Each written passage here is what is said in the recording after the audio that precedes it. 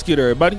It's your boy, O'Shea Duke Jackson, back at it again with another episode of The Celebrity Jump. If any of you guys can remember the 2007 NFL Draft, there were some notable players that year. You had wide receiver Steve Smith, Patrick Willis for the 49ers. There was even Calvin Johnson for the Detroit Lions. But at number one as the pick that draft was a player by the name of JaMarcus Russell. But JaMarcus Russell was drafted to the Los Angeles Raiders. Now, anybody knows anything about the former owner, Al Davis, he preferred a lot of big, fast players. Bo Jackson, like athletes, Marcus Allen, James Jett, Willie Gault, guys like that. He's like guys who throw the ball, stretch the field a lot. And that typically went on a game in the 70s and the 80s. But teams started to be more crafty in the 90s and 2000s. So that's why the Raiders struggled because, he didn't really like teams that, he had Bill Callahan for a minute, but he wanted to get out and throw the ball. So now let me kind of get into this. They take JaMarcus Russell. JaMarcus Russell came from Mobile, Alabama. Now, Mobile, Alabama, he went to Williamson High School, went to LSU. He didn't stay in state, did very well. Huge guy, 6'5", 6'6", 265. I mean, the guy they say could throw the ball 70 yards on one knee. I mean, anybody seen JaMarcus Russell throw the ball, it's amazing. The guy had a hand and a gun. The problem with JaMarcus Russell was he just couldn't, I don't even know if he can read and write at all, but he definitely couldn't read defenses, didn't even know the playbook at all. The guy wasn't serious, despite his natural talent. Then couldn't keep up his conditioning, and then that basically got him put out of the league after 3 years. Okay?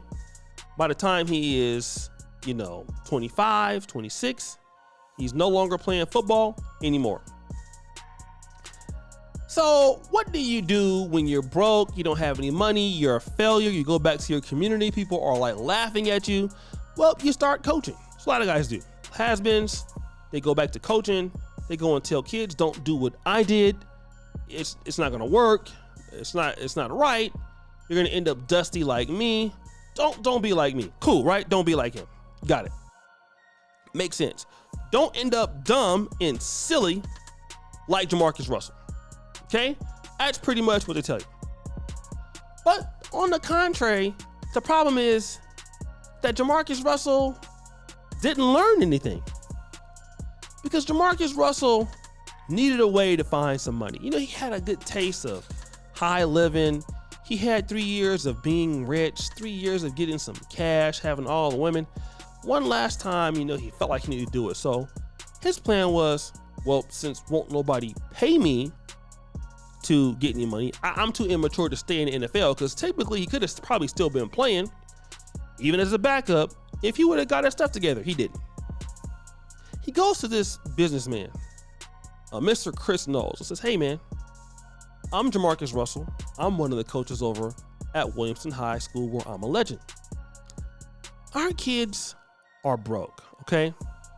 And we need you to basically help us get some things for the school. So Mr. Williamson said, okay, man, I'm going to give you this money. I'm going to give you $74,000, which is a lot of money. I'm going to give you $74,000, man, but only on one condition. And that condition is you need to show me proof that you're actually using the money for what you said you're going to use it for. No problem. Got you. The guy gives him the money. He takes it to a credit union, JaMarcus Russell, and he gets a loan on the money for $55,000. Okay? Now, Knowles stopped payment on the check once Russell refused to provide a donation receipt and stopped returning the calls. Okay? So the high school was contacted, and he has been banned, Russell Wilson, from this campus, and conversing with his football team, which he was once a legend and a star at. He came for an event, but was immediately told he was not welcome. Now, let me just talk about this. This guy ruined his own life and can never really get over the fact that he destroyed himself. But I want to ask a question to everybody listening to my podcast or this show today. Are you doing everything that you can do with the opportunity that God gives you? Your God-given abilities, your talent. What have you done with your luck? Do you know that some of you are extremely lucky just to be living? Maybe to all these sperm to be where you are today. Many of you have had plethoras of opportunities in life. You might complain about it. You might moan about it, but you're still here. You're not where you used to be. And you can't get the job done, so you end up having to shortchange someone else or shortchange in yourself. Because typically what people do is that they basically steal from themselves. When you have to do things like stealing from kids or anybody, you steal from yourself. Because once people find out the shame that you carry, it's not worth the money that you did to get it. And really, the reality is, had he done what he was supposed to do, he wouldn't be in this position.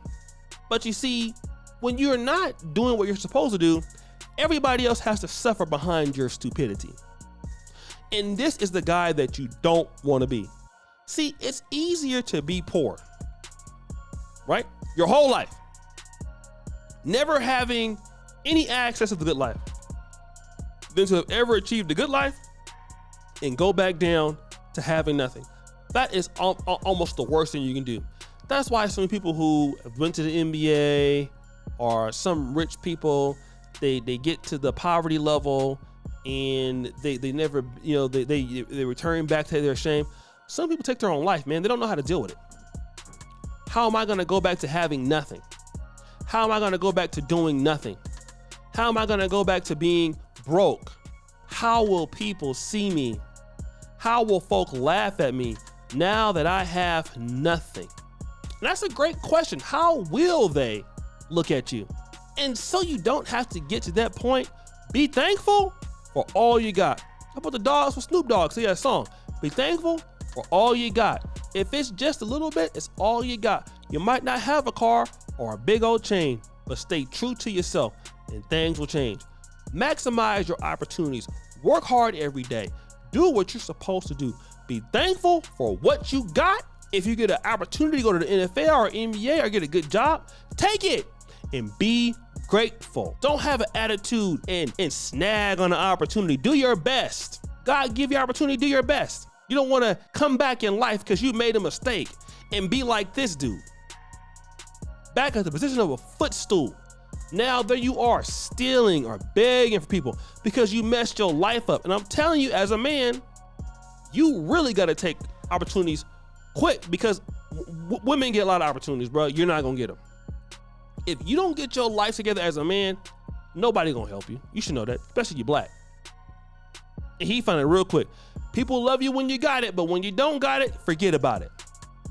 So if you don't get it together right now, as the old preacher used to say, while the blood is still running warm in your veins, you're going to be in trouble, man. And I done seen so many black men fall from grace. Black men that had talent, black men that had skill. Then when they get in the positions, they think the world revolves around them. Man, it was so many folks ready to take his place.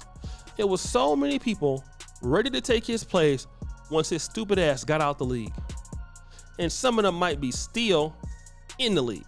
But if you don't want to do what you're supposed to do, you'll be like this, broke, begging, and stealing. So guys, what do you think? It's your boy O'Shea Duke Jackson, back at it again with another episode of The Celebrity Junk. What you for all that you do? Subscribe to the bell. We're out.